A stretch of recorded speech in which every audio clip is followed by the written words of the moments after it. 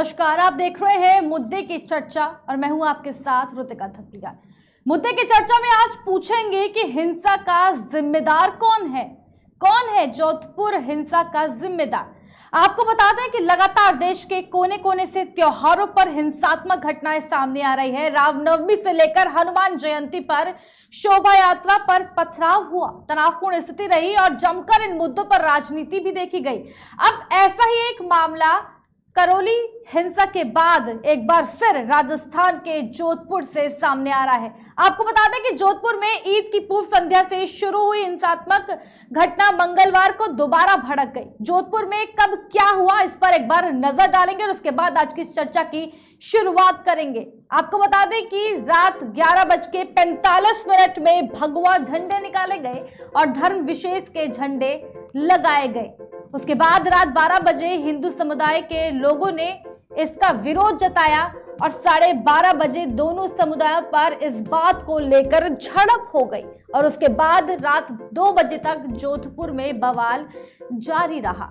सुबह तक हालात काबू में रहे और 8:15 में ईद पर विशेष नमाज पढ़ी गई और फिर 8:30 बजे के बाद अचानक धीरे धीरे तस्वीर बदलने लगी और सुबह 9:15 के बाद ताबड़तोड़ के बाद पुलिस पर भी पथराव हुआ। दो गुटों में तनाव था तो सुरक्षा के इंतजाम क्यों नहीं किए गए? रात में हुई हिंसा के बाद भीड़ क्यों जमा होने दी? मुख्यमंत्री के गृह जनपद में हिंसा कैसे हो गई? करौली में हुई हिंसा से क्यों नहीं लिया सभा के कुछ तमाम सवाल है जिनके साथ आज की इस चर्चा की शुरुआत करेंगे। हमारे साथ तमाम मेहमान यहाँ पर जुड़ रहे हैं, आइए उनसे आपको रूबरू कराते हैं। भारतीय जनता पार्टी से हमारे साथ श्रीनिवास पांडे इस वक्त जुड़ रहे हैं, आपका स्वागत हमारे साथ इस खास कार्यक्रम में जुड़ने के लिए। समाजवादी पार्टी से हमारे साथ तारिक खान इस वक्त जुड़ रहे हैं, आपका स्वागत हमारे साथ इस खास कार्यक्रम में जुड़ने के लिए। आम आदमी पार्टी से हमारे साथ सैयद मोहम्मद तकी इस वक्त जुड़ रहे हैं, आपका भी स्वागत हमारे साथ इस खास कार्यक्रम में जुड़ने के लिए। और कांग्रेस पार्टी से हमारे साथ हाजी इशरत हुसैन इस वक्त जुड़ रहे हैं।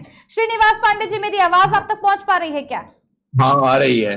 बड़ा सवाल है, धार्मिक पर्वों पर ही क्यों हो रहा लगातार पथराव, क्या कहेंगे इस पर? और वहीं अगर गहलोत सरकार की बात की जाए तो भारतीय जनता पार्टी को साफ तौर पर वो टारगेट कर रहे हैं। उनका कहना है कि प्री प्लान्ड और भारतीय जनता पार्टी के साथ साथ आरएसएस के ऊपर भी वो निशाना साध रहे हैं। श्रीनिवास पांडे, पहली बात तो गौरव एकदम झूठे हैं, उन्होंने जो भी बातें फैलाई है वो एकदम सरासर झूठ है।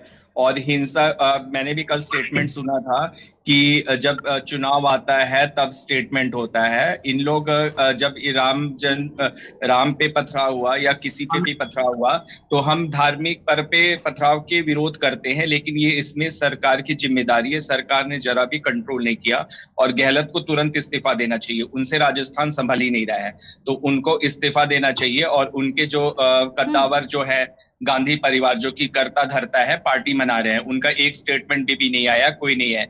अगर ये हिंदू टारगेट बनाए जाते हैं तो वो चुप रहते हैं, लेकिन अगर इनके उस पे धार्मिक उन्माद पे ये किया जाता है तो ये नहीं है। और ये शांति से ईद क्यों नहीं मनाए? और हमने तो इन विरोध नहीं किया जब इनको ईद पे भी पथराव करना है, जहां रमजान का पावन पर्व होता है, पाक महीना जाया जाता है, लेकिन इनको शांति पसंद ही नहीं है। इनको हमेशा पथराव करना है, गुटबाजी करनी है। और गहलोत की से तो संभल ही नहीं रहा है राजस्थान। उनको तो बस मतलब है किसी भी तरह से राजमाता को खुश करना है और गांधी परिवार को खुश करो और मतलब किसी भी तरीके से हिंदू को टारगेट बनाओ। ये नियति शुरू से रही है कांग्रेस की कि हिंदू विरोधी पार्टी हमेशा रही है, नेहरू के जमाने से रही है। हर चीज मुस्लिम मतलब कार्ड इन लोगों को खेलना रहता है कि किसी भी तरह से मुस्लिम, जहां तक दिल्ली में बुलडोजर वो चल जाता है, दिल्ली में वो चीज हो जाता है कि आपको परमिशन नहीं थी तो आप क्यों किए। और ये इफ्तिकार पार्टी 20 सड़क पे कर सकते हैं, 20 सड़क पे इफ्तिकार पार्टी इनको करने की पूरी इजाजत है। नियम कानून चाहे हिंदू हो चाहे मुस्लिम हो एक बराबर होने चाहिए, नियम की धज्जियां नहीं उड़नी चाहिए। मेरा सबसे सवाल, कांग्रेस के प्रवक्ता भी बैठे हैं तो नियम की धज्जियां नहीं है। इन लोग बस किसी एक संप्रदाय को खुश करने के लिए, एक संप्रदाय के को अपने वोट बैंक मजबूत करने के लिए दूसरे संप्रदाय, हिंदू तो पागल है ही, हिंदू तो इनको वोट देगा ही, तो हिंदू पे जितना शोषण कर सको वो कर सको। तो गहलोत सरकार को सबसे पहले इस्तीफा देना चाहिए, उनसे राजस्थान संभाल ही नहीं रहा है। ठीक है, तमाम सवाल है, तमाम सवालों पर जवाब भी लेंगे। कांग्रेस पार्टी भी हमारे साथ में तुरंत जुड़ने वाली है। क्या दंगों के पीछे राजनीतिक साजिश है, पॉलिटिकल कॉन्स्पिरेसी है? हमारे साथ में जुड़ चुके हैं हाजी इज्जत हुसैन। इस वक्त आवाज पहुंच पा रही है सर? आपकी आवाज में पहुंच, आप मुझे सुन पा रही? हाँ बिल्कुल, आपकी आवाज पहुंच पा रही है। क्या हो रहा है सर, ये राजस्थान में जोधपुर में क्या हो रहा है? करौली के बाद एक बार फिर राजस्थान फिर से जलने लग गया है। जोधपुर में इतनी हिंसात्मक घटना, इससे पहले किसको जिम्मेदार ठहरा रहे हैं? आपसे भारतीय जनता पार्टी साफ तौर पर कह रहे हैं कि आप नहीं संभाल पा रहे हैं, इस्तीफा दे दें। वहां पर गहलोत सरकार जो है, अशोक गहलोत इस्तीफा दे दे। तो अशोक गहलोत से तो मैं भी कह सकता हूँ कि इस्तीफा दे देंगे, नहीं समझदार। क्योंकि कहने की आपकी बात में अपने जो दोस्त हैं इनकी बात का मैं समर्थन कर दूं, लेकिन मैं ये भी जानना चाहूंगा कि दिल्ली के अंदर जहाँ पर सब चीज आ जा रही है और जहाँ पर केजरीवाल के पास पुलिस नहीं, पुलिस है आपके पास, और वरना हमारे यहाँ उत्तर प्रदेश में मैं अपने मुख्यमंत्री की तारीफ करूँ जो कि भाजपा के हैं, कि अभी अयोध्या का इतना बड़ा कांड हुआ और टेस्ट आउट कर लिया।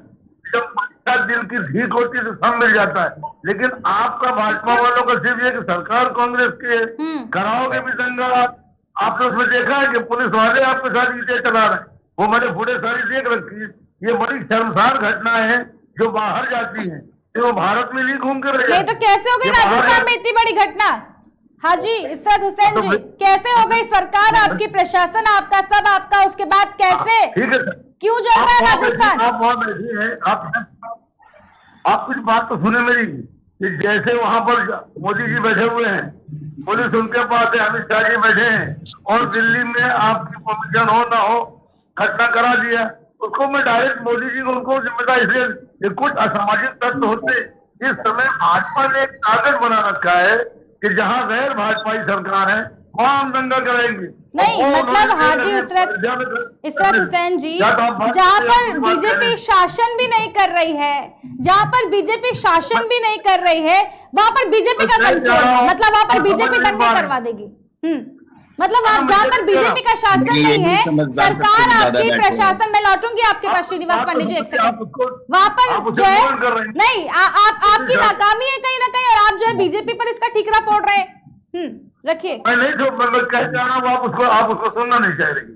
मेरा ये कहना है कि भाजपा शासन के लोग जो है वहां पर, वो सारे भाजपा के उत्तर प्रदेश में योगी महान बैठे हुए हमारे आदित्यनाथ जी, दम नहीं किसी की, चाहे भाजपा को, चाहे कांग्रेस का, चाहे किसी का दंगा उत्तर प्रदेश में नहीं। उस पर इनको मैं तारीफ कर रहा हूँ कांग्रेसी होने के बाद कि जब मान्यता सही होती है, वरना वो तो जहां पर गैर कांग्रेस, जहां पर गैर भाजपाई सरकार है, वहां इनके आदमी खड़े होके इस तरह की हरकतें कर देते हैं, और वही सही कसर पूरी कर दी वहां की पुलिस ने।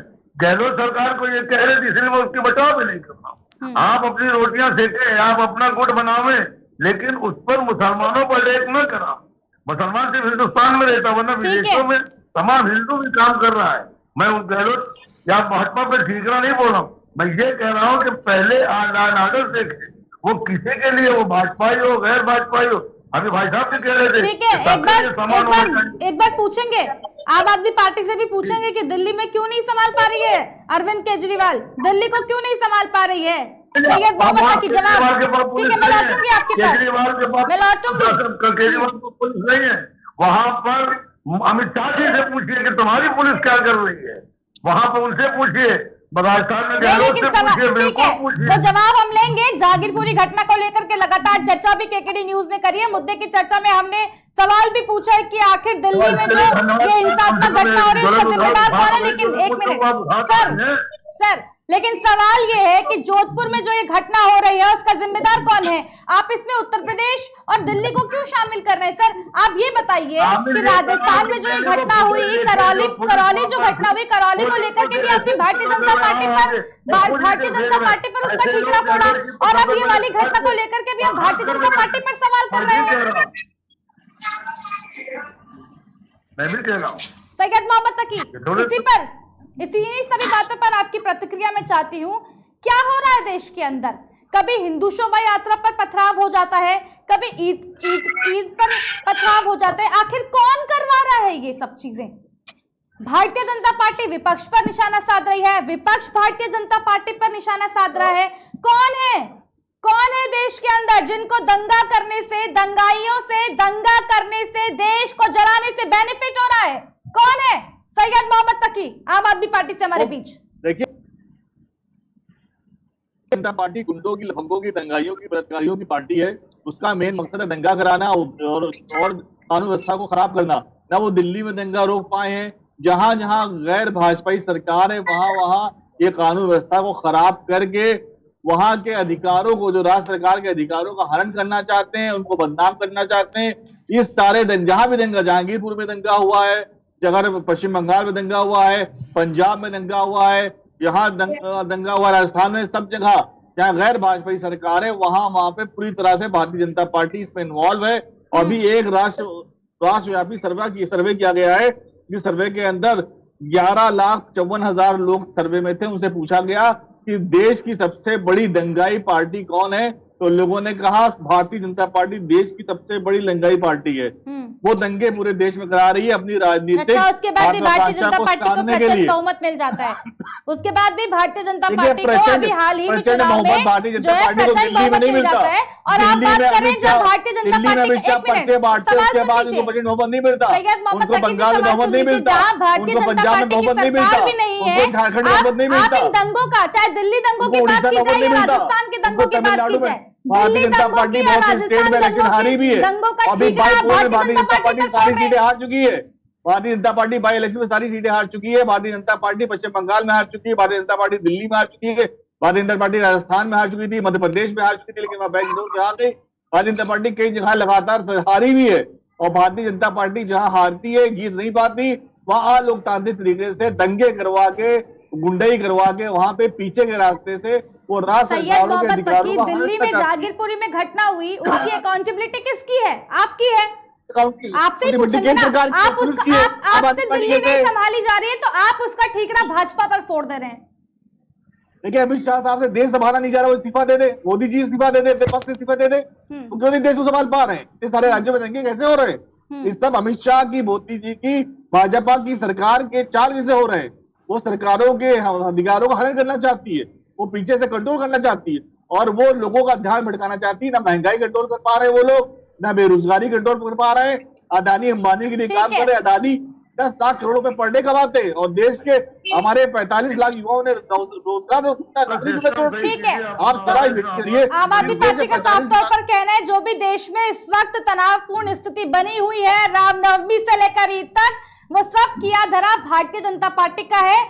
श्रीनिवास पांडे जी, इस पर मैं आपकी एक प्रतिक्रिया चाहूंगी। बड़ा सवाल है, रामनवमी से लेकर हनुमान जयंती तक, और दिल्ली की बात करें, राजस्थान की बात करें, मध्य प्रदेश की बात करें, और फिर से दिल्ली एक बार, फिर से एक बार राजस्थान में जोधपुर में जो एक घटना हो रही है, इसको लेकर के भी विपक्ष जो है आप पर निशाना साध रहा है। श्रीनिवास पांडे, इन लोग का काम ही है कि ये लोग बस अपना ठिकरा, नाकामियां का ठिकरा बस भाजपा पे करेंगे। पहले इनसे तो संभला जाता नहीं है। दिल्ली की पुलिस है, तो फिर अखिलेश केजरीवाल किस हिसाब से, फिर अमित शाह से पूछ के उनको बिजली फ्री देनी चाहिए दिल्ली को, मोदी से पूछ के फ्री करना चाहिए। जो अपने बेनिफिट का काम है वो बिना मोदी और वो करेंगे। जब इनसे कुछ संभलेगा नहीं, तो अभी पंजाब को झूठा वादा करके तो बैठ गए गद्दी पे, अब संभल नहीं पा रहा है, तो इतने बेवकूफ टाइप के हैं केजरीवाल। कहते हैं कि हम पूरा पैसा केंद्र से मांगेंगे, भीख मांगने कटोरा लेके आ गए, केंद्र से पैसा मांगेंगे। तो केंद्र से पूछ के उन्होंने वादा किया था पंजाब के किसान को, केंद्र से पैसा, केंद्र पे हमारा पैसे हक है। अरे क्यों मतलब हक है तुम्हारे, मतलब जनता पे, तो सब पे तुम्हारा हक है। जब तुमने झूठे वादे किए तो किससे पूछ के किए? मतलब केंद्र से पूछ के किया था। तो इन लोग को तो झूठी प्रोपेगेंडा करना, झूठा वादा करना आता है। लखीमपुर में जब कांड होता है तो बोरिया बिस्तर लेकर प्रियंका सब लखीमपुर में आ जाती है। योगी जी से यूपी नहीं संभल रहा है, उनको इस्तीफा देना चाहिए। योगी ने दिखा दिया था कि 5 साल में क्या होता है, मॉडल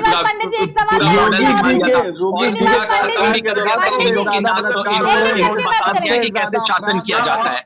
और सेकेंडली ये एकदम निकम्मे सरकार है, दिल्ली की दौलत एकदम निकम्मा है, उसको तुरंत इस्तीफा देना चाहिए। उसका कोई हक नहीं बनता होता है राजस्थान पे, ठीक है, और भगवा तो ठीक है। हमारी शान है। क्यों श्रीनिवास नहीं है? पांडे हिंदू जी, राष्ट्र सुनिए एक मिनट। 57 देश को इन्होंने श्रीनिवास इस्लामिक ये पांडे बना दिया, और हम एक हिंदू राष्ट्र नहीं बना सकते? क्यों नहीं बना ठीक है। सकते? हाँ, मुस्लिम रहे, लेकिन मुस्लिम अरे को सर, यहाँ पे राजस्थान की बात कीजिए, आप मतलब कहाँ हिंदू हमारे राष्ट्र में धर्म पहुंच को गए मान श्रीनिवास के करना पांडे होगा, जी? सम्मान करना। सवाल सुनिए, उनकी दादागिरी नहीं सवाल करेगी सुनिए, ममता बनर्जी, वरना मुझे मजबूरन आपकी आवाज कम करनी पड़ेगी। श्रीनिवास पांडे जी, देखिए सवाल ये है कि जिस तरीके से रामनवमी से लेकर हनुमान जयंती तक जो दंगे देश में कहीं ना कहीं हो रहे थे, देश के कोने कोने से खबरें सामने आ रही थी, तनावपूर्ण स्थिति कहीं ना कहीं देश में बनी हुई थी, उसका जिम्मेदार जब हिंदुओं की शोभा यात्रा को कहीं ना कहीं खराब किया, उसका जिम्मेदार जो है मुस्लिम समुदाय पर कहीं ना कहीं लगाया गया। अब ईद के दिन जो ये स्थिति हुई है, क्या ये हिंदुओं ने करी है? बड़ा सवाल है, इस पर आपकी प्रतिक्रिया। फिर तारिक खान फौरन आपके पास में लौट रही हूँ।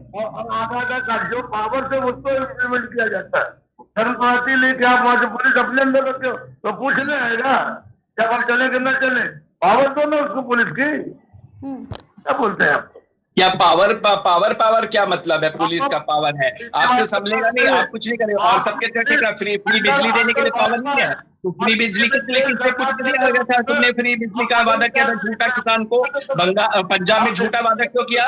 वो क्या पावर नहीं है? पुलिस क्या पावर नहीं है? पावर चीज है पूरे रोहिंग्या को बचाने के लिए पावर है तुम्हारा। बांग्लादेश को बचाने के लिए पावर कैसे आ गया था तुम्हारे पास? झूठा आधार कार्ड बनाने के लिए पावर आ गया था केजरीवाल को, और चाइना से फंड लेने के लिए पावर आ जाता है केजरीवाल को। केजरीवाल को मैं कहीं सपोर्ट नहीं करने जा रहा, लेकिन ये कह रहा हूँ केजरीवाल को चाइना से फंड लेके झूठा पावर क्या दिखाता है? रोहिंग्या को कौन बसा रहा है? कौन रोहिंग्या को बसा रहा है? जय श्री राम कह के रहना पड़ेगा इस देश में, ये राम का देश है। भाजपा ने बसाया है दिल्ली में, जम्मू में, जय श्री राम कहना पड़ेगा, भगवा भी लड़ेगा, जय श्री राम भी कहना पड़ेगा। अभी देखा ना डेनमार्क में जय श्री राम मोदी लगा, जर्मनी में नारा मोदी लगा, जय श्री राम ऐसे ही लग गया। केजरीवाल जाएगा जर्मनी में, जो तारिक खान जी, तारिक खान इसी सवाल के साथ में आ रही हूँ। हिंदुस्तान में रहना है तो जय श्री राम बोलकर रहना पड़ेगा। तारिक खान, तारिक जी रखिए अपनी बात, एक एक करके बात करेंगे। तारिक जी, इसी पर आपकी प्रतिक्रिया चाहूंगी। अगर हिंदुस्तान में रहना है तो जय श्री राम बोलना पड़ेगा आप।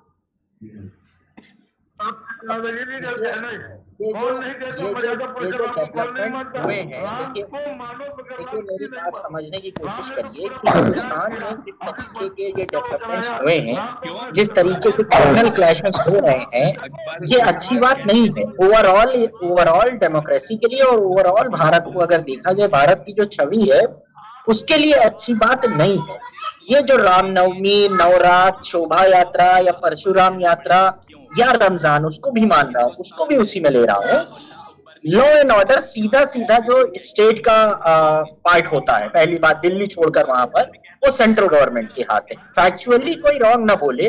दूसरा पॉइंट ये हो कि अभी बीजेपी के प्रवक्ता ने बेवकूफ कहा उनको, वहां के सीएम को, बिल्कुल कॉन्स्टिट्यूशनल लैंग्वेज नहीं है।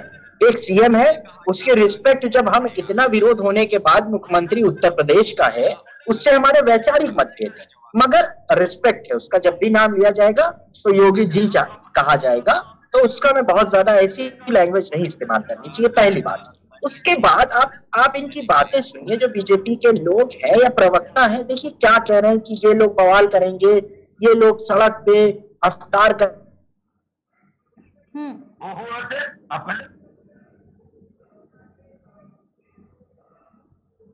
आवाज आ रही है क्या? ये लोग कौन है? ये लोग, जी आवाज आ रही है। मैं कह रहा हूँ ये लोग, जो लोगों का इस्तेमाल हो रहा है, यहाँ पर ये नहीं कहा जा सकता कि मैं कह रहा हूँ कि हमको मिलकर ऐसी शुरुआत करनी चाहिए।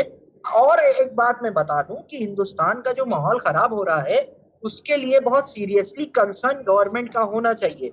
जहां पर जिसकी भी सरकार है, पूरे हिंदुस्तान की बात कर रहा हूँ, हर जगह माहौल को खराब किया जा रहा है, जहर घोला जा रहा है एक खास कम्युनिटी के दिमाग में कि आपको दबाया जा रहा है और आप खतरे में हैं, और आज तक आपके ऊपर जुल्म ज्यादती होती आई है, जो कि बिल्कुल भी गलत है। और इसकी जिम्मेदारी तारिक जी, ये तो गलत बात है ना। लड़ाई आपके घर पर हो रही है, जल आपका घर रहा है, आप दूसरे के खेमे पर उस पर इल्जाम लगा रहे हैं, ये तो सही नहीं है ना। बीजेपी जहां पर बीजेपी का कंट्रोल भी नहीं है, जहां पर बीजेपी की सरकार नहीं है, बीजेपी का कंट्रोल नहीं है, आप बीजेपी को दोष ठहरा रहे हैं, चाहे दिल्ली की अगर हम बात कर लें। मैं बिल्कुल बीजेपी को दोष नहीं दे रहा हूं। वहां पर देखिए, मैंने शुरुआत में ही कह दिया, लॉ एंड ऑर्डर स्टेट का है। अगर वहां पर कांग्रेस की सरकार है तो स्टेट है। इन्होंने अभी बीजेपी के प्रवक्ता ने कहा कि वो इस्तीफा दे दें, तो पहले मामा दे देना इस्तीफा। बुलडोजर मामा जो बुलडोजर लेके चले गए थे और दुनिया भर के घर गिरा दिए, और गृह मंत्री दे दे इस्तीफा। तो देखिए, पहले तो खुद पे वो चीज इंप्लीमेंट करे ना, ये दोनों लोग इस्तीफा दे दें तब जाकर राजस्थान में इस्तीफा मांगे। दूसरी बात मैं कह रहा हूं कि जो स्टेट है वो लॉ एंड ऑर्डर बिल्कुल गलती मैं वहां पर स्टेट गवर्नमेंट की, बिल्कुल, क्योंकि लॉ एंड ऑर्डर अगर वहां पर ईद की नमाज होनी थी और ऐसे विवादित फ्लैग लगाए जा रहे थे तो उसको रात में भी बवाल हो चुका था, उसको बिल्कुल जितनी, क्योंकि आपके पास फोर्सेस की कमी नहीं है। मैं फिर यही कहता हूं, दिल्ली राइट्स पे भी मैंने इसी चैनल पे यही बात कही थी कि आपके पास फोर्सेस की कमी नहीं है, एम्पल अमाउंट ऑफ फोर्सेस लगाइए, मगर जो कम्युनल क्लैशेस है उनको रोकिए, क्योंकि भावनाएं डाली जा रही हैं ऐसी हेट्रेट की कि वो भड़केंगी। तो फिलहाल उसको कंट्रोल, लेकिन अगर कोई भावना भड़का रहा है इसका मतलब ये नहीं है कि स्टेट गवर्नमेंट बैठ जाए या जिनके हाथ में लॉ एंड ऑर्डर है वो चुप बैठ जाए, चाहे वो शिवराज के पास हो और राजस्थान में चाहे गहलोत के पास हो और दिल्ली में चाहे गृह मंत्री के पास हो, इन तीनों लोगों की, या उत्तर प्रदेश में योगी के पास हो, इन तीनों लोगों की जिम्मेदारी ये है कि कहीं पर भी अगर जरा सी भी आपको लग रहा है, क्योंकि हेट्रेड की भावना डाली जा चुकी है, उसको अभी निकालना बहुत जल्दी आसान नहीं होगा। तो लॉ एंड ऑर्डर में बिल्कुल बिल्कुल तारिक जी, मैं लौटूंगी, फौरन लौटूंगी आपके पास। और भी कई बड़े सवाल है जिन पर चर्चा करने की जरूरत है। हाजी इशरत हुसैन जी, आपके पास इन्हीं कुछ बड़े सवालों के साथ में मैं आ रही हूँ। सबसे पहला सवाल यही है कि आखिर कौन जला रहा है राजस्थान को, किसको मिल रहा है फायदा, किसको फायदा मिल रहा है? और सबसे बड़ा सवाल ये है जो आपकी सरकार को कटघरे में कहीं ना कहीं घेरती है, अगर रात में हुई हिंसा के बाद भीड़ को वहां पर क्यों जमा होने दिया?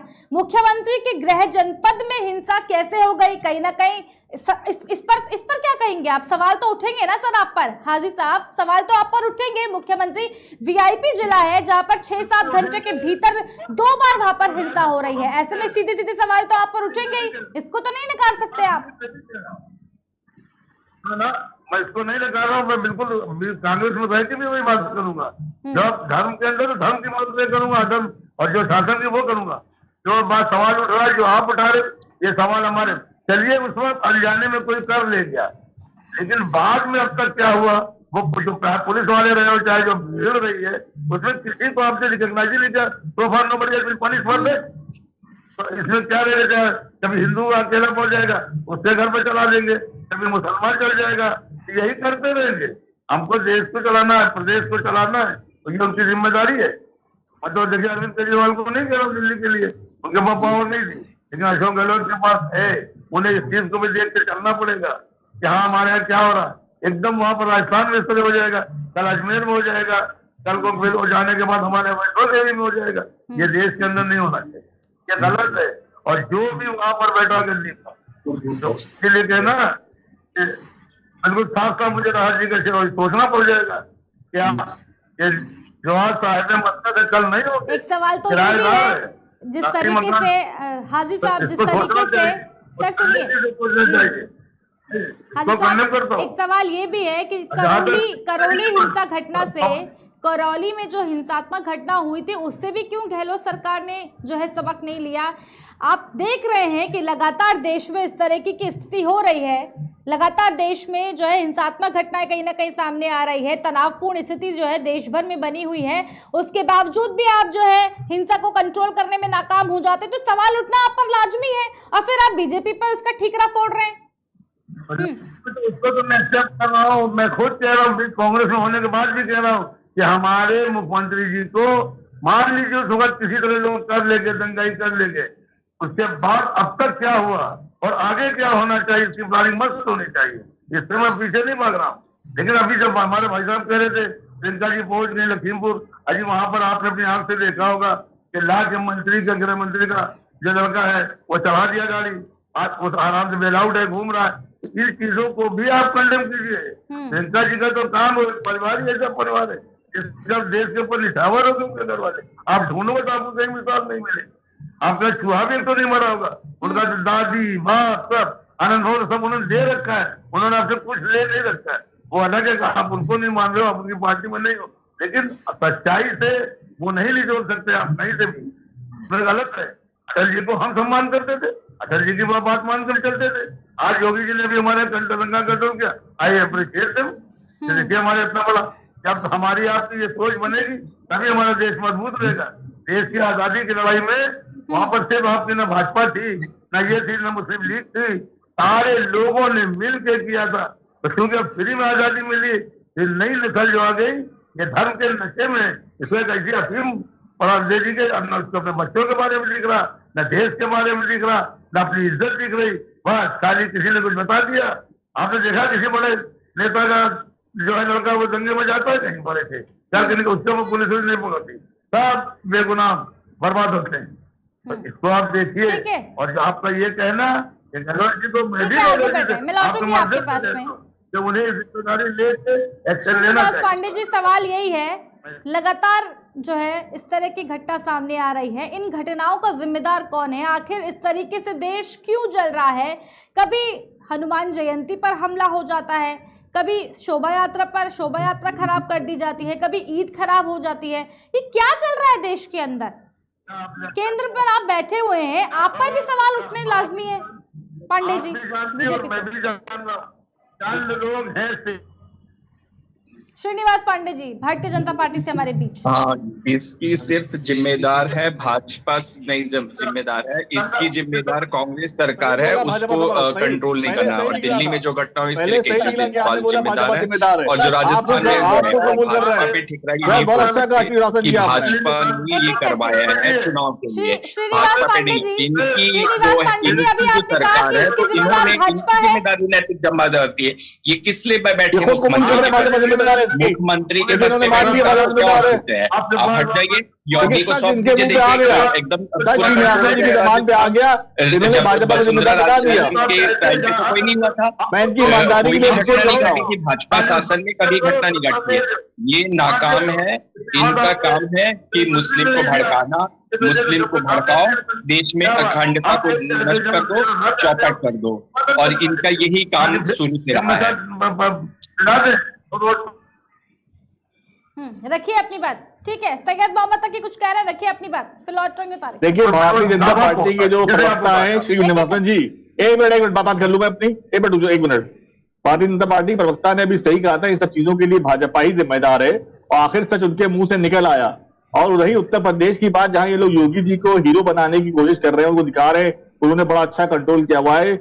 योगी जी के जन्ने जब से शपथ की, जब से अब तक न जाने कितने प्रकरण उत्तर प्रदेश में हो गए। गाजियाबाद में एक डॉक्टर दंपति को एक्सप्रेसवे में लूटा गया, उनके हाथ तोड़ दिए गए। जौनपुर में मासूम छात्र को मार दिया गया। प्रयागराज में 2-3 कांड हुए जहां सामूहिक परिवार को मार दिया गया, एक बार 4 लोग मरे, एक बार 2-3 लोग मर गए।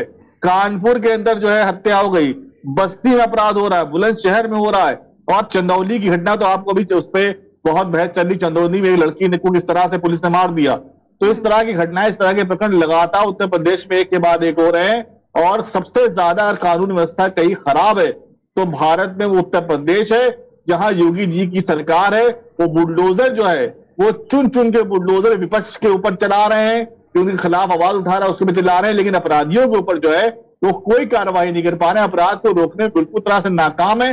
थानों के अंदर पुलिस के द्वारा अपराध किया जा रहा है। आप अपराधी को तो भूल जाइए, दंगे वहां हो रहे हैं जहां आम आदमी पार्टी की सरकार है, पथराव वहां हो रहे हैं, और आप जो दंगे आम आदमी पार्टी की सरकार के पास कानून व्यवस्था नहीं है। कानून व्यवस्था वहां गृह मंत्रालय के पास है, गृह मंत्रालय के लोग वहां दंगा करा रहे हैं। ये पूरी पूर्णता भारतीय जनता पार्टी की साजिश है।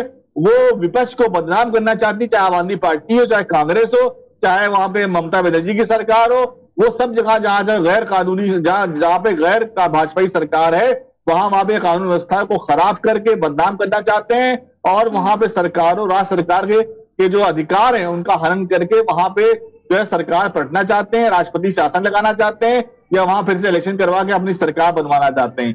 ये लोग जो है जरा सा भी लोगों के बारे में सुन लिए, सरकार है वहां पर भारतीय जनता पार्टी वहां के लॉ एंड ऑर्डर को, वहां के जो कानून व्यवस्था है उसे खराब करना चाहती है, उसे बदनाम करना कहीं ना कहीं चाहती है, और वहां पर राष्ट्रपति शासन, प्रेसिडेंट रूल लगाना कहीं चाहती है।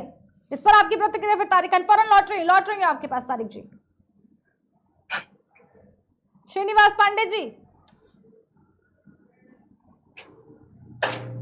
श्रीनिवास जी आवाज पहुंच रही है? अरे वो भाग गए छोड़ के डिबेट। ठीक है, तारिक जी रखिए अपनी बात।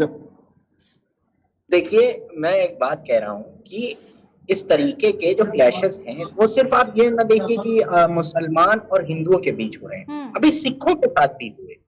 ये चीज बढ़ती जाएगी जब आप क्लैशेस को प्रमोट करेंगे। देखिए, और आपने अभी जो आप बात कह रही थी कि रामनवमी पर हमला हो जाता है या शोभा यात्रा पर हमला हो जाता है, आप पैटर्न देखिए, ये जो सब विवाद हो रहे हैं, ये सब जो जिस तरीके के फसादात हो रहे हैं, इसका पैटर्न देखिए कि ये चल क्या रहा है। आप देखिए इनिशिएट कहां से किया गया। इसमें भी जो वहां का जो पुलिस कमिश्नर है, लेडी है, मुझे नाम नहीं याद है उनका, उन्होंने कहा जो प्रिलिमिनरी रिपोर्ट है वो ये कह रही है कि झंडे जाकर जहां पर नमाज हो रही थी वहां पर लगाए गए। देख लीजिए आप, फिर से इनिशिएट किया गया कहीं ना कहीं वही। तारिक जी, जो घटना हुई है वो स्वतंत्रता संग्रामी बाल कुमुद बिस्वा जी की मूर्ति लगी हुई थी, उसके ऊपर झंडा लगाई।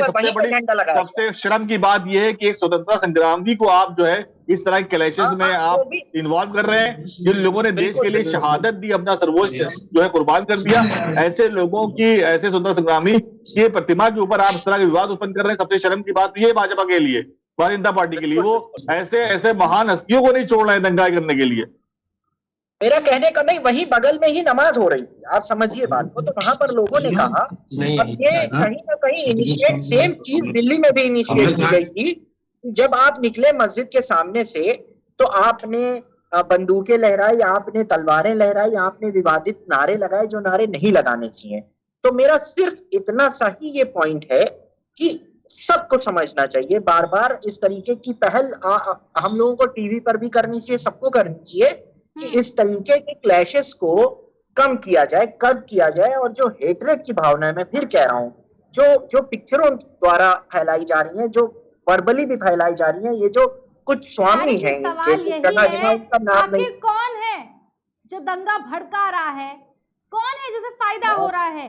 क्या इस बात को, क्या पॉलिटिकल कॉन्स्पिरेसी है? सर, कई सवाल हैं, कौन देगा इन सवालों के जवाब? एक कहीं ना कहीं ये भी बड़ा सवाल है, क्या देश पे जो ये दंगा हो रहा है, क्या इसे एक सीरियल साजिश मान लिया जाए? क्योंकि लगातार घटना हमें देखने को मिल रही है। तारिक जी, फिर यही सवाल आपसे मोहम्मद की।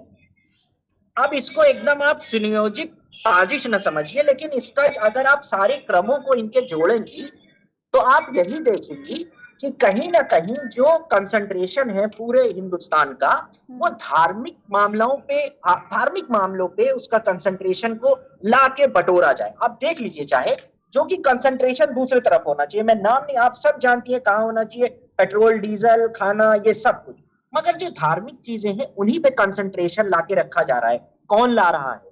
जो सत्ता में है वही लोग ला रहे हैं। इसका मतलब क्या है कि वो चाहते ये हैं कि जो मुद्दे सेट हो वो कहीं ना कहीं दंगे से रिलेटेड हो, बुलडोजर से रिलेटेड हो, बीफ से रिलेटेड हो, हिजाब से रिलेटेड हो, ट्रिपल तलाक से रिलेटेड हो, और फाइनली एट द लास्ट मुसलमानों से रिलेटेड हो, ताकि अब वो मुसलमानों तक भी सीमित नहीं रह रहा है। मैं फिर कह रहा हूँ, वो सिखों से भी क्लैश कर रहे हैं। जब आप किसी एक पर्टिकुलर, हिंदुस्तान मिक्स्ड पॉपुलेशन का रहने वाला देश है, और यहाँ पर कई बार, आप एक पॉइंट और बहुत इंपॉर्टेंट उठा रहा हूँ, यहाँ पर कई बार कम्युनल राइट्स हो चुकी, उसके बाद उन कम्युनल राइट्स पे हम लोग मरहम लगाकर आपस के जो हम लोगों के हेट्रेड है सोसाइटी में दूर करते हैं। रिस्पॉन्सिबिलिटी उसमें सोसाइटी की भी है, सिर्फ लॉ एंड ऑर्डर मेंटेन करने से कुछ नहीं होगा।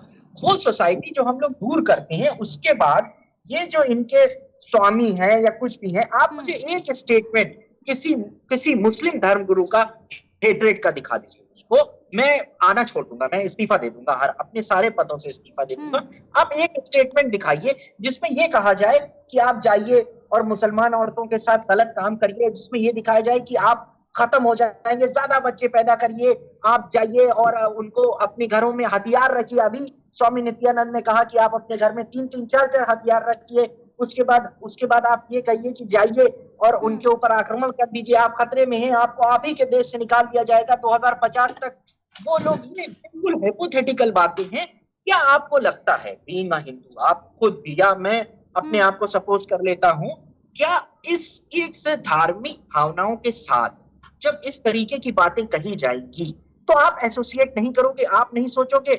मेरा सवाल ये है कि ऐसी बातों को रोका क्यों नहीं जा रहा है, क्यों उनको प्रमोट किया जा रहा है, क्यों सरकार ये नहीं कह रही है? भारतीय जनता पार्टी तो कांग्रेस पर सरकार इल्जाम नहीं रोक- लगाती है, इनको सरकार कांग्रेस एक- भारतीय एक- जनता पार्टी एक- पर इल्जाम लगाती है। 5 आखिर सेकंड और जनता दीजिए, 5 विश्वास सेकंड किस और पर करे? वही सवाल है ना। 5 हिंदू सेकंड शोभा और यात्रा दीजिए पर भी कि पथराव हो रहा है। responsibility- तारिक जी, सवाल वही है, जी। हिंदू शोभा यात्रा पर भी पथराव हो रहा है, ईद के दिन भी, ईद पर भी जो है तमाम तरीके की हिंसात्मक घटना हो रही है। कांग्रेस बीजेपी और बीजेपी कांग्रेस को दोषारोपण कर रही है। चाहती क्या है दोनों सरकारें? जनता किस पर विश्वास करे? मैम, अब जनता किस पर विश्वास करे, ये तो चुनाव में ही दिख जाता है। आप देखिए, जनता ने जरूर भाजपा पे ही विश्वास किया है। मैं समाजवादी होते हुए भी इस बात को बिल्कुल स्वीकार कर रहा हूं कि जनता ने बार बार 2014 के बाद से ज्यादातर स्टेटों में भारतीय जनता पार्टी पर विश्वास किया है। लेकिन भारतीय जनता पार्टी की सरकार आने का क्या मतलब है कि क्या मुसलमानों को बिल्कुल साइडलाइन कर दिया जाएगा, किसी एक कम्युनिटी को टारगेट कर दिया जाएगा? ऐसा बिल्कुल भी, कई सरकारें आई गई हैं मैम, मैंने जब से होश संभाला या मैंने इतिहास पढ़ा भी है, कई सरकारें आई गई हैं, मगर इस तरीके से मुसलमान को ये फील कराना कि ये देश आपका ही नहीं है, जिन्होंने अपने सरों को कटा दिया, जिन्होंने अपनी जानें दे दी, वो स्टार्टिंग हो जाती है बहादुर शाह जफर से और उसका एंड होता है यहाँ तक आकर अबुल कलाम आजाद से। मतलब बीच में बहुत बड़ी लाइन है, उसको ये एहसास दिलाना कि आपका ये देश नहीं है, आप पत्थर मारते हो, उनसे कहा जाएगा। आप अभी कह रहे हैं कि आप नमाज पढ़ते हो सड़क पे, फिर आप ईटा मारते हो। आप लॉ लेके आओ, मैं कह रहा हूँ, आप कानून लेके आओ। एक एक मुसलमान, आप राम मंदिर का फैसला लेके आए मैम, आप सोचिए जरा सा, आप राम मंदिर का फैसला कोर्ट लेके आया, आप एक मुस्लिम संगठन बता दीजिए जिसने सड़क पर आकर विरोध किया। एक एक मुसलमान ने उस फैसले को माना, शांति से माना। ये मैम सिर्फ प्रोपेगेंडा बनाते हैं, प्रोपेगेंडा को तैयार करते हैं कि अब ऐसा हो जाएगा, अब वैसा हो जाएगा। मैम, उससे बड़ा तो हिंदुस्तान में हिंदू मुसलमान का कोई मुद्दा ही नहीं था बाबरी मस्जिद से। मुस्लिम पर्सनल लॉ बोर्ड जो उसका मुकदमा लड़ रहा था, उसके जो वकील थे जफर याब जिलानी साहब, मेरी उनसे खुद बात हुई है, उन्होंने कहा कि जो सुप्रीम कोर्ट का फैसला होगा हम मान लेंगे। मैम, एक संगठन बताइए जिसने सड़क पर आकर ये कहा हो कि हम इसका विरोध करते हैं। सबने कहा सुप्रीम कोर्ट का फैसला हमने मान लिया। ऐसा ही एक और बात बता रहा हूँ, उत्तर प्रदेश में कहा कि लाउड स्पीकर उतार दो। मैम, 2 दिन में लाउड स्पीकर हट गए, 2 दिन में हट गए। आप कानून लेके आइए ना, आप उस पे इस तरीके से लोगों को भड़काना, आप बनाना चाहते हो कोई राष्ट्र, आप संविधान में चेंजेस करना चाहते हो, आप लेके आओ। हमारा जो कॉन्स्टिट्यूशनल राइट है उसका विरोध करने का, हम आपके चैनल पे बैठकर करेंगे, मोमबत्ती लेकर करेंगे, जैसे कर सकते हैं कॉन्स्टिट्यूशनली, जो डेमोक्रेटिकली और कॉन्स्टिट्यूशनली सही तरीका होगा उस तरीके से करेंगे। ठीक है, कई सवाल हैं। सैयद मोहम्मद तकी, मेरी आवाज पहुंच पा रही है आप तक? जी, आपकी आवाज आ रही है? बिल्कुल बिल्कुल। मोहम्मद तकी, सवाल यही है, भारतीय जनता पार्टी, कांग्रेस जो है भारतीय जनता पार्टी पर लगातार आरोप कर रहे हैं, आरोप लगातार लगा रहे हैं, एक दूसरे को कहीं ना कहीं एक दूसरे पर निशाना साध रहे हैं। लेकिन सवाल वही है, जब हिंदू शोभा यात्रा पर भी पथराव हो रहा है, वहीं ईद पर भी जो हिंसात्मक घटना देखने को मिल रही है, विश्वास किस पर करे जनता? दोनों सरकारों ने जनता को कहीं ना कहीं गुमराह करने का काम किया है। पॉलिटिकल इसको नहीं कह सकते क्या पॉलिटिकल कॉन्स्पिरेसी जो लगातार देश में देखने को मिल रही है तकरीबन 1 महीने से? जी, आपने बहुत अच्छा सवाल पूछा है और मुझे लगता है इस वक्त देश की जनता को बहुत आत्ममंथन करने की जरूरत है और चीजों को देखने और समझने की जरूरत है कि इस वक्त देश में जो हो रहा है वो आने वाले समय में हम ही लोगों के भविष्य को खराब करेगा। और देश में जो मिडिल क्लास के लोग हैं, जो लोअर मिडिल क्लास के लोग हैं, जो लोग संपन्न है, थोड़ा अपना काम कर लेते हैं, या जो पढ़े लिखे लोग हैं, सबसे ज्यादा हनन उन्हीं के अधिकारों का होने वाला, उन्हीं को परेशानी होने वाली है।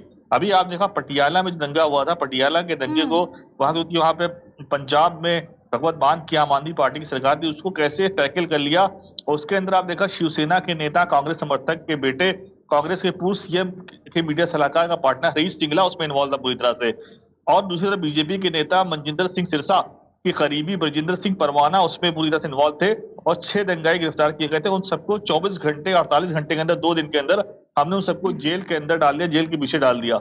और जो लोगों का इस तरह से लोग बेनकाब होने, कौन लोग दंगा कर रहे हैं, कहाँ से लोग दंगा कर रहे हैं। अभी आपने देखा अयोध्या में जो कांड हुआ उसके अंदर बजरंग दल के लोग थे और 7-8 लोग थे, वहां पे वो जो है वो माहौल को खराब करना चाह रहे थे, उनको पुलिस ने, यूपी पुलिस ने पकड़ा। तो ये पूरे देश में जो प्रकरण हो रहे हैं वो ये हो रहा है कि जो सामाजिक एकता है उसको भंग किया जाए, लोगों को के दिमाग को जो है वो महंगाई से हटा के, बेरोजगारी से हटा के, जो धार्मिक जो अराजकता फैल रही है, कानून व्यवस्था जो भंग हो रही है, महिलाओं के साथ जो लगातार अत्याचार हो रहे हैं, उन सब से हटा के और इन मुद्दों में एंगेज किया जाए ताकि लोगों का नुकसान हो और किसी न किसी का उसमें फायदा हो। और भारतीय जनता पार्टी ने, आपने खुली सी बात है कि पिछले 6-7 सालों में किसको सबसे ज्यादा फायदा पहुंचाया है? ऑयल कंपनी में सबसे ज्यादा फायदा रिलायंस को हुआ, अदानी को हुआ। जो पार्टनर जो इनके मोदी जी के दोस्त हैं गुजरात के, उनको उन्होंने सबसे ज्यादा फायदा पहुंचाया और सबसे ज्यादा वेल्थ भी उनकी बढ़ी है। लेकिन देश का जो नागरिक है वो दिन पर दिन गरीब होता जा रहा है। आप कह रहे हैं कि वहां पे फ्रांस में, जर्मनी में और दूसरे देशों में मोदी जी की तारीफ हो रही है।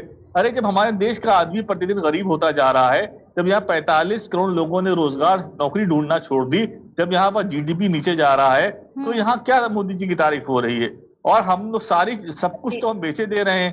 कोई भी सारी संस्थाएं भाई की बात में एक बात और ऐड कर दूं कि आज ईद के मौके पर जो बाइडेन का स्टेटमेंट आया उसको जरा पढ़ लीजिएगा। बाइडेन ने ईद की दावत दी थी घर पे अपनी, और उसमें बाइडेन साहब ने कहा कि वो देश जो जहां पर हिंसा हो रही है और हिंसा धर्म के आधार पर हो रही है वो बिल्कुल गलत है और उसको तुरंत रोकना चाहिए। ईद वाले दिन बाइडेन ने कहा तो वो कहीं, और ऐसा हो कहाँ रहा है, सिर्फ हिंदुस्तान में हो रहा है। तो उसको भी सोशल मीडिया पे बहुत ट्रोल हो रहा है, आप देखिएगा।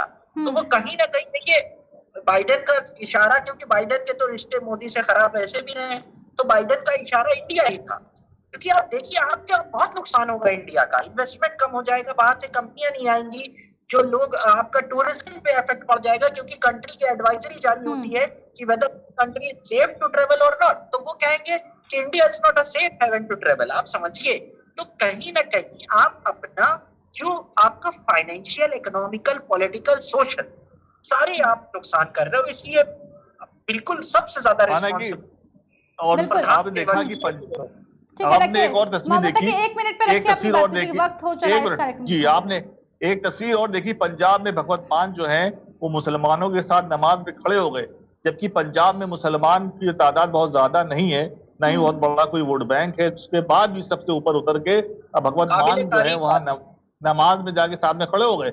और ये मैसेज देना चाहा सब लोगों को कि हम सब एक साथ रह सकते हैं, प्यार मोहब्बत से रह सकते हैं। हमें एक दूसरे, जब भी किसी पड़ोसी घर में आग लगेगी तो पानी पास से ही आएगा, पानी दूर से नहीं आएगा, एक पड़ोसी पानी लेके भागेगा। तो हमें अपने पड़ोसियों से मोहब्बत करनी है, चाहे वो कोई भी हो। हम लोग, आप सब लोग पड़ोस में रहते हैं, हम सब लोग बुरे वक्त में रात के 2 बजे पड़ोसी काम आता है, उसका दरवाजा खटखटा सकते हैं। तो हमारे देश में जो भाईचारा है वो इतना मजबूत है, जिसकी वजह से देश जो रीढ़ की हड्डी से देश हमारा आज भी मजबूती से खड़ा हुआ है। और ये लोग जो बकवास कर रहे हैं कि हम कानून बदल देंगे, हिंदू राष्ट्र बता देंगे, अरे बाबा भीमराव अम्बेडकर जो है उनको स्कॉलर ऑफ द वर्ल्ड का अवार्ड मिला है। वो दुनिया के सबसे काबिल व्यक्ति थे, वो भी हिंदू थे। और पंडित जवाहरलाल नेहरू पंडित थे, वो भी हिंदू थे। सरदार वल्लभ भाई पटेल वो भी हिंदू थे। राजेंद्र प्रसाद भी वो भी हिंदू थे, जिन लोगों ने देश को बनाया, देश के संविधान की रचना करी, उसके फाउंडेशन को डाला। क्या उनके दिमाग में हिंदू राष्ट्र की बात नहीं आई होगी? उस वक्त तो पाकिस्तान का मुद्दा उठ रहा था, लेकिन उन्हें उसको नकारा और कहा कि हम सबका सम्मान करेंगे, सबके साथ रहेंगे। इससे देश हमारा आज यहाँ तक ये दूरी तय कर पाया। जी ठीक है, बहुत तमाम बड़े सवाल हैं। भारतीय जनता पार्टी का साफ तौर पर कहना है कि अशोक गहलोत को, राजस्थान के जो मुख्यमंत्री हैं, वो साफ तौर पर वहां पर जो है इस्तीफा दे दे, क्योंकि राजस्थान उनसे नहीं संभाला जा रहा है। वहीं अगर जो है राजस्थान की बात की जाए, प्रशासन किसके पास है, सरकार किसके पास है, ये भी कहीं ना कहीं बड़े सवाल हैं। अकाउंटेबिलिटी किसकी है, ये भी कहीं ना कहीं बड़े सवाल हैं। जोधपुर हिंसा को सरकार ने जो है, भारतीय जनता पार्टी, अगर बात की जाए जोधपुर हिंसा को, सरकार के मंत्री ने जो है भारतीय जनता पार्टी के प्रायोजित जो है ये पूरा हमलावर बताया कहीं ना कहीं, कि जिस तरीके से वहां पर हिंसात्मक घटना हुई है वो साफ तौर पर भारतीय जनता पार्टी ने वहां पर करवाई है। कई तरह के बड़े बड़े सवाल हैं कि हिंसा के बाद भी वहां पर भीड़ आखिर क्यों जमा होने दी गई, ये भी बड़ा सवाल है। मुख्यमंत्री के गृह जनपद में अगर हिंसा हो जाती है तो मुख्यमंत्री, वीआईपी जिला है जहां पर 6-7 घंटे के भीतर 2 बार वहां पर हिंसात्मक घटना हो जाती है, वहां पर हिंसा हो रही है। तो ऐसे में सीधे सीधे सवाल जो है कहीं ना कहीं उठेंगे सीएम पर। बहुत बहुत धन्यवाद आप सभी का हमारे साथ इस खास कार्यक्रम में जुड़ने के लिए। खास कार्यक्रम में केवल इतना ही, बने रहिए हमारे साथ, देखते रहिए केकेडी न्यूज।